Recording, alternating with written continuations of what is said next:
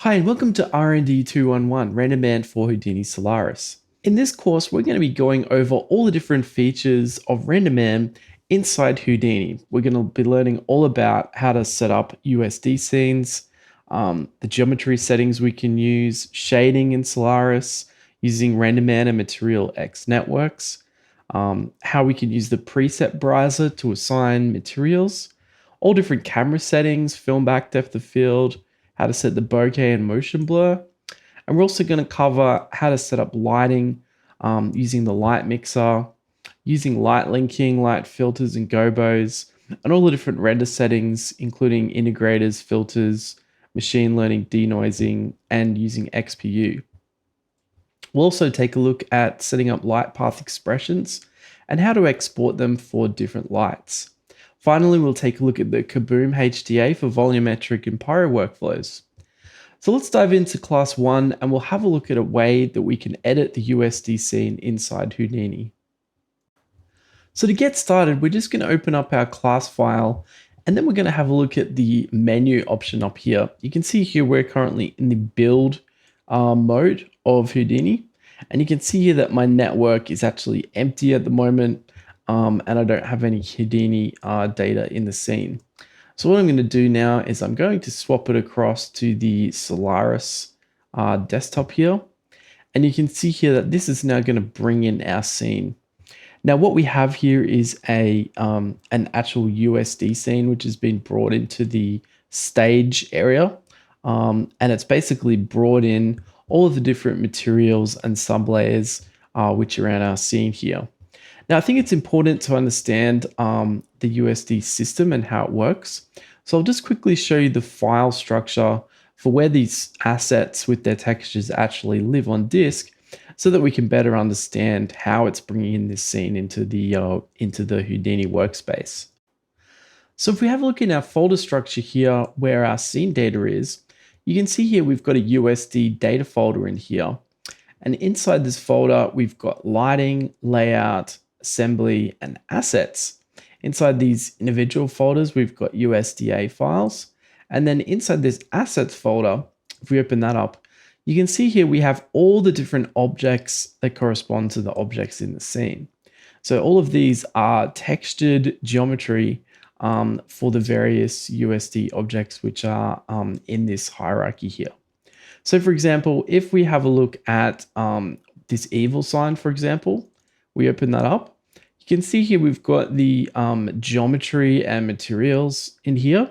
And then inside source images, we've actually got the textures for this object in here. So these are basically the UDIMs which are assigning to the object.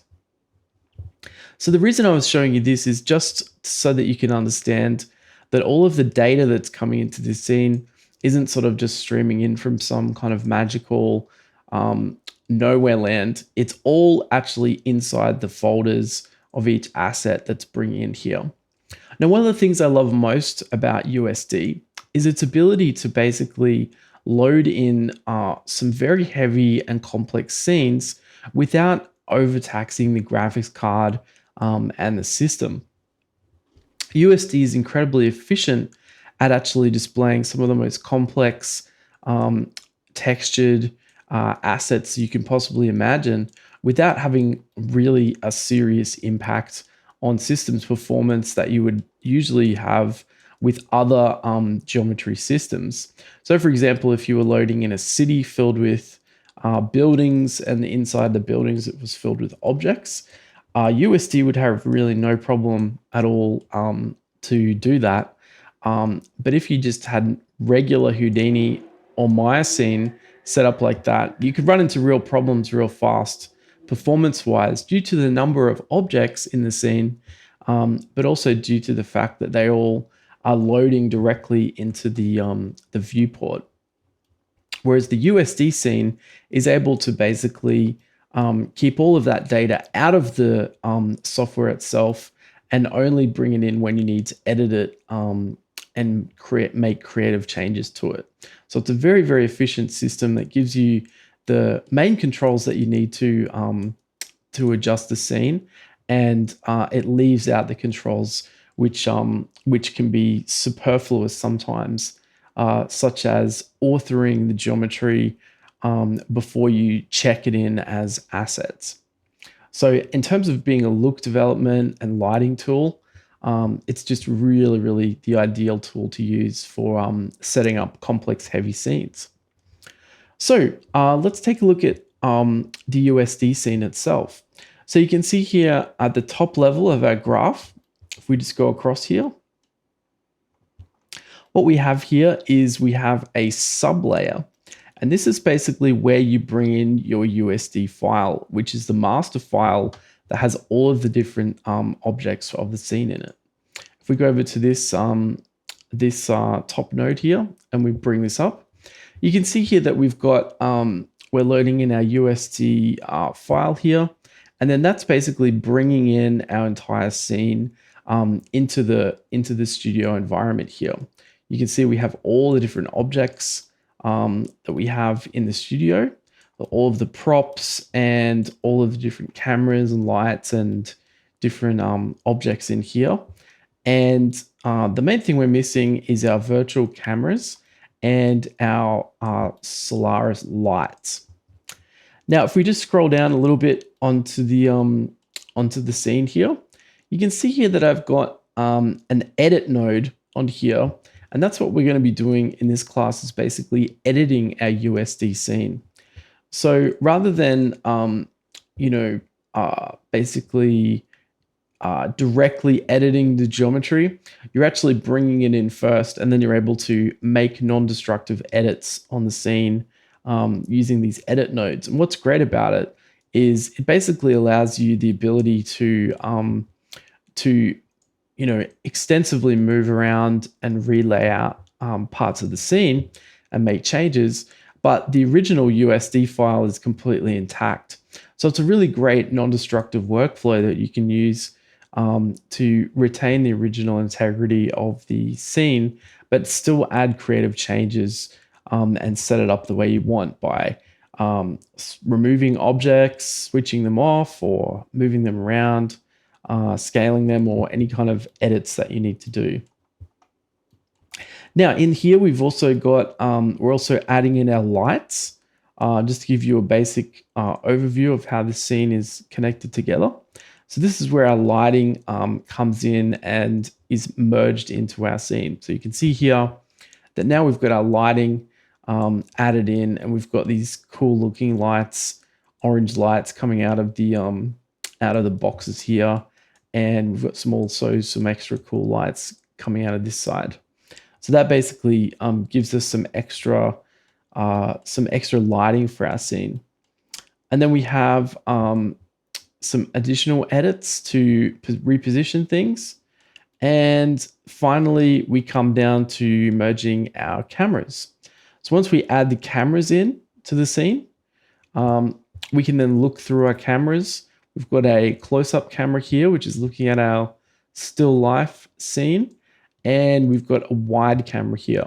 And I've got two keyframes placed on the wide camera just to go to different, have a look at some different views from that camera. So basically, the wide camera gives you like an overview scene of what you're looking at. And then we've got the light mixer down here, which is a central location where you can adjust all of the lights in one place and adjust all of their exposures, intensities, and color temperatures. And then down the bottom, we go to rendering, where we're able to select our renderer and have a look and render out frames and frame sequences. So why don't we have a look at we'll go to our last node in the chain, and we'll go to our wide camera in here by clicking this and dropping down to camera wide. And then in our perspective view up here, what we can do is we've got two options for rendering. We can either select render to mplay to look at a single frame rendered out, which we can save to disk, or we can interactively render in the viewport. Now we've got two different options in here. We can use RenderMan XPU, or we can use RenderMan RIS. RenderMan RIS is the current production renderer for Pixar, and RenderMan XPU will be the renderer which supersedes it in the near future. So we're going to select RenderMan RIS, and then we'll be able to see this update in our viewport. Now on the render settings here, I've got the interactive machine learning denoiser switched on by default, and I've got motion blur switched off. Basically what it will do is it will allow you to have the machine learning denoiser basically work on the image as it's rendering in the scene. And it kind of cleans up the image as you're previewing it to make creative changes on your shot. So to get better performance inside the viewport rendering here, what you can do is you can change the resolution to something which suits the resolution of your monitor. So if you're using a 1440p monitor, you maybe can change the resolution to 1K if that suits you better. And then you'll get a nice little sharp image in here of the scene that you're basically setting up and using. You can also set it to 1280 by 720 if you're using a 4K monitor, and you'll be able to basically just get a nice sharp high performance image in the viewport here, which is going to render really fast, and it'll be appropriately sized and detailed for the window that you're using. So you can basically see here that what we've got is it's rendering out the first couple of passes grainy, and then it's using the denoiser to basically refine the scene. So so basically you get this kind of like machine learning denoised image in here, and then it's very, very interactive and fast to make adjustments to the scene. So let's take a look at our USD scene now, and we'll have a look at our scene graph and how we can adjust some of the elements inside our scene. You can see here that we can actually still select objects inside the scene, and basically what we can do is we can manipulate them and change them in our scene hierarchy. So what we really want to do is we want to first of all drop down an edit node on our scene so that we can make some creative changes to our USD graph. So let's take a look at how to edit our USD scene. So in our scene graph here, pretty low down in the chain, just above the cameras, what I'm going to do is I'm just going to add in an edit node into here, and I'm going to drop it into the network lineup here. Now what I've got is I'm just going to focus in on this tool here. And what I can do is zoom around in the viewport a little bit, and I'll be able to see my scene, and we can start doing some editing. Now, basically, what you can do is you can still select geometry in the scene, the same as you can with Houdini. And you can see here that what you actually get, we just zoom out here, is we're able to actually select geometry in the scene, and then if you want to switch it on or off, or switch on its visibility, you can basically turn it off directly inside this graph here. So this is basically giving us an overview of the stage. So let's take a look, and we'll have a look at how this basically is working in here. So we'll just maximize this window out a little bit and get a little bit more room here for our stage. And then let's take a look, and we'll have a look at the hierarchy here. So if we go right to the very top, you can see here, if we minimize this down together, we've got in here our, at the top level, we've got our USD stage. Now inside the USD stage, you can have all kinds of different assets. You can have geometry, you can have lighting, you can have cameras, you can have materials and all kinds of different things inside there. It's very, very light, and it's not basically bringing all of that data and loading it every single thing into the software. It keeps it very light, and it's kind of like a reference, if you like. So inside, if we expand out some of our geometry here, you can see here that we've got different transform panels for different levels of our hierarchy. And then if we expand these down, you can see here that the geometry is listed down the list, and then we've got our transforms above. So these are all grouped together as well. But basically what you have is you've got the different geometry in groups with these transforms on it. And if you select the top part of the group, you're able to grab the whole object. And if you select the lower part of the group, you might be selecting part of an object. So it's important as you're basically making edits to the scene that you're actually selecting the top node or the correct node for the object. So for example, if we want to move one of the cameras around on the tripod, we just want to make sure that we've selected the tripod and the camera, and we're not just selecting part of the camera or part of the tripod to reposition it. So let's have a look and see how we can set that up in our scene. So what we want to do is we'll just switch off our room here, just so we can see a little bit easier into our scene. And what we might do in this particular edited version is we're just going to select these lights, and we're going to reposition our lights back a little bit out of the way. So what we can do is we can select our lights here, and we're just going to zoom in a little bit to see that where they are. And in here you can see that I've selected the legs of our panel light. But as you can see, so we go up the menu here, you're able to see here that I'm able to select this whole object, panel light 2. And then you can see here that the whole entire object is basically highlighted now. So that's what you want to make sure that you're doing, is you're basically selecting the whole object. Now, if we want to move that, all you need to do is hit the translate button in here. And you can see here we're now able to rotate and transform these objects around the scene. And what it'll actually do is it will save this into this edit node of on the USD file itself. So if we just basically move this back in the scene out of the way, and we're going to just position this down onto the floor so it's not floating. And same thing with the other light on this other side. What we'll do is we're going to select that, and we're going to just make sure we've got that whole thing selected.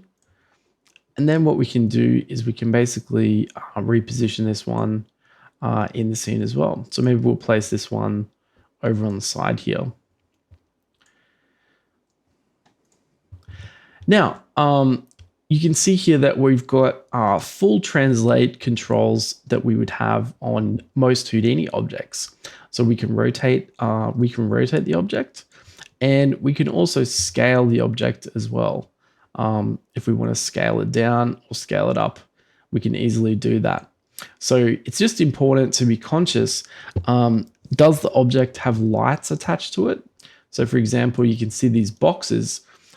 They actually have a dummy light inside, which is like a rectangle.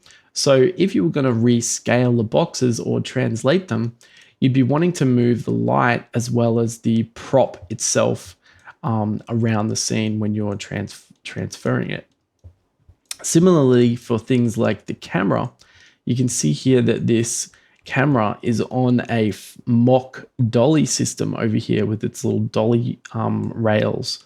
So as you are making adjustments to the camera, you'd be wanting to basically select the different parts of the camera that basically allow you to select all of it. So you'd select the dolly wheels, the camera, and the top part of the camera, and then you would basically transform all of that together rather than just transforming part of it. So basically, that's the way that you can select complete objects and move them around, is by basically just making sure that you've got the correct parts of the objects selected. So, for example, with this camera, I've got the dolly wheels selected in my scene. I also have the tripod selected, which is over here. And I have also the camera body selected. Now this can take a little bit of trial and error, but once you've set it up, you'll find that it's really, really great and allows you so much creative flexibility to edit the scene and make creative changes. So if we have a look through our camera now, if we just move this out of the way a little bit, what we'll do is we will have a look down the bottom where we're merging out cameras, and we can have a look through the camera view here, and you can see here that we've now adjusted the layout of our scene. So we've got this light is now covering our still life a little bit, but nevertheless, you're able to see that you're able to make creative adjustments to the USD scene.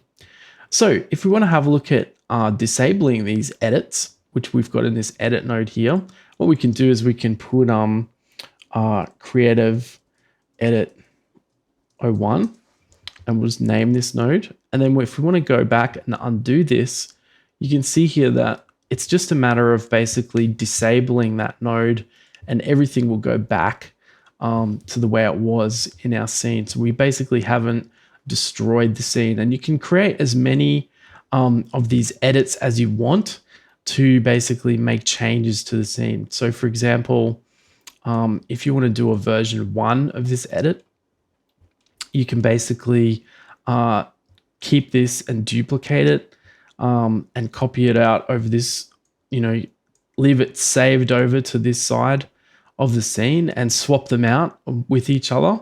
And also you can basically combine them and add them onto each other. So for example, if you've created one edit at the top, and then you want to create a second one underneath, you can also do that and add additional changes onto the second layer of this part of the editing. So for example, if you want to do a version 2 where you've basically got this camera over this side of the scene, and then this version has it over the other side, you can basically swap between the two and add them onto each other, and it will you can basically layer up the edits that you're making to the USD scene. So one of the other important aspects of editing USD files in this stage is the ability to add in objects into the stage itself and also remove objects. So let's say, for example, I've got this layout here and I'm really liking the way that it's looking, but I've got a creative change which has been requested to remove these boxes and this teapot from the left-hand side of the scene. So these are all different separate objects which maybe aren't grouped together. So in able to get rid of those objects, what I can do is basically switch them off in the stage as USD objects, and then when I render the scene, I'm not going to be able to see those in the viewport. So to do that, we'll go to our second edit here, and let's imagine that we need to remove this object from the scene and from our layout. So what we can do, one option is you can simply select the object that's in there. So we'll just select our teapot in here, and you can see this is our flight case open. And one easy way to remove it is you can basically select it and transform it outside of the visibility of your scene. This is quite commonly used to edit geo and quickly set it up. It's a little bit of a dirtier way of doing it, but it's completely legit for doing changes that you might just need to get something out of the way quickly. And then if you need to bring it back, you can always bring it back into the scene. The second way is you can actually switch off its visibility. So over here, we've got two controls. One is toggle scene graph primary active state, and the other is toggle scene graph primary visibility. So basically, if you switch either of these off, you can basically unload that object from the USD scene, and then it's basically won't appear anymore in the render. Now, if we go to, we've turned our box off now. Now we're just going to select our little shark head here. And I think some of these hierarchies are important here. You can see here we've got multiple transforms connecting these different objects together. But what you basically want to do is just make sure you've got the object selected, and then we can basically just select that and clear it. Now we've also got the studio floor here, or the this camera body, which is underground. We're just going to switch that off, and then we're going to select our teapot here. Now we're just going to go to the top of this hierarchy here. You can see here we've got the body shape down the bottom, which is just part of this hierarchy, and we can see here that if you don't select the top part of this object, it can become difficult to switch it off correctly. But you can see here we're able to turn it off quite easily, and then that's been able to disable that group. Now the only thing we have left here is these lights, which are inside the box. So depending on what you want to do, you can either leave those there, or you can also switch those off. So this is the light that was inside the box, which is called shark light. And if I want to turn that off, I can basically just hit that button, and it will frag that light as well. So now we basically have our scene with our creative changes from the supervisor that have been added in. And now we can go down to the bottom to our render view down here, go to our camera's point of view, and we can basically do a fresh render of our scene using those new settings. So what we might do is I'll just move this light over here out of the way from our still life scene, and then we can set off a render. So we'll just transfer this one, translate it over this way, and we can rotate it back over here, and now we can hit render. So what we'll do to render a frame of this is we'll go down to a render settings here, and we've got like a 4K render setting in here. So we can set this to 1280 by 720. And this is going to render us a frame to mplay. Now inside the render settings here, I've actually got this set to render into it instead of into mplay, and it is the RenderMan image viewing software.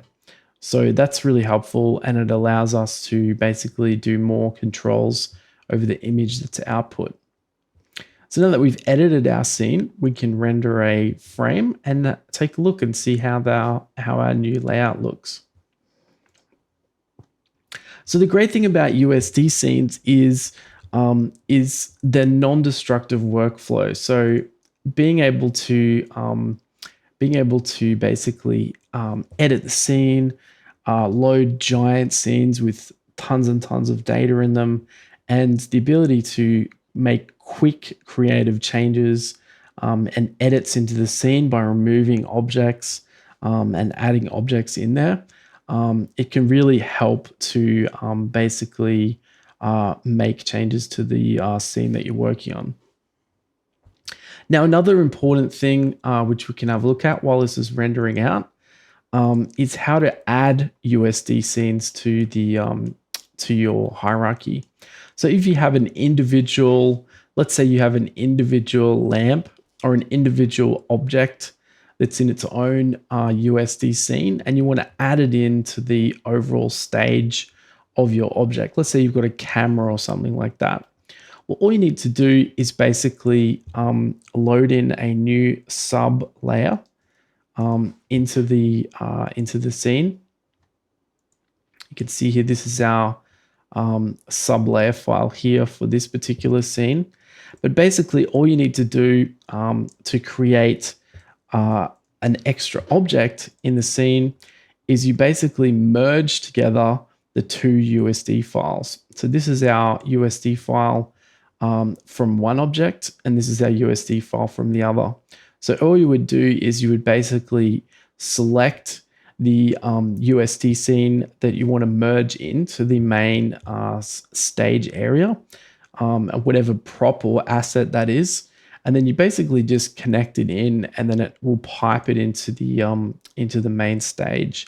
And then basically what you'll have once that's merged together is you can merge the multiple sub layers of the scene together, and all of the additional elements will be added into your main stage area, which is really great.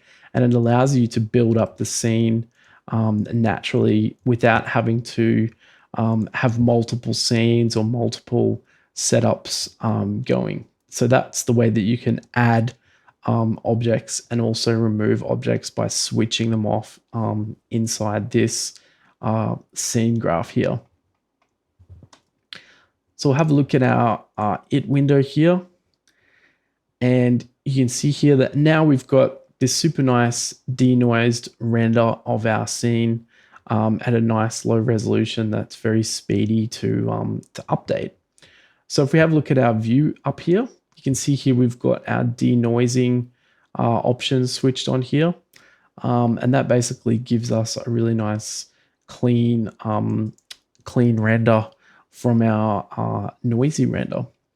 But yeah, that basically gives you an overview of how you can edit, relay out, and transform, scale, and rotate all of the USD elements inside your scene.